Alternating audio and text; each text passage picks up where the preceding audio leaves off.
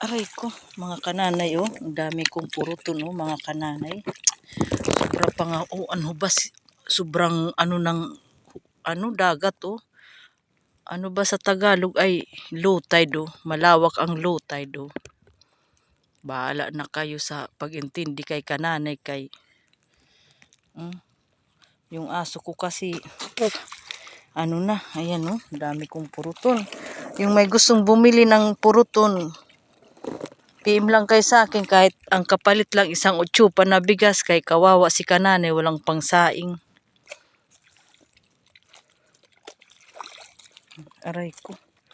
Uwi na kami mga kananay kasi mabigat-bigat na ang aking hindi pa singguyod. Ay talaga nakakuapak guyod mga kananay. Aray ko. Kaya nagbaon kami ng kanin kasi dito kami kumain. Yung dog ko kasi yung aking alaga. Kawawa kasi umulan mga kananay.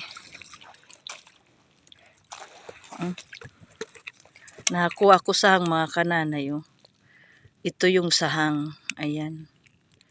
Tapos ito naman yung buo. Yan. Mayroon pa ako dito. Bakyu ay. Ito. Ayan ang bakyu ay. Di ko lang alam. Pasensya na mga kananay kung anong Tagalog nito ha. Basta lahat yan sila. Mga kauri ng shells. Yan. At ayo. Di pa singguyo duho. Hala mga kananay na ano lang siya. Nakamuka lang sa sa ito na halaman na dagat. Ito pa, meron pa. Wala kay di ko na rin nakikita Malabo na ang paningin ni kananay kasi alam nyo na nagkakaedad na tayo. Andito pa Meron pa rin ayan mga kananay. Meron pa guyod kahit ayaw ko na kuhanin ko na lang kasi sayang.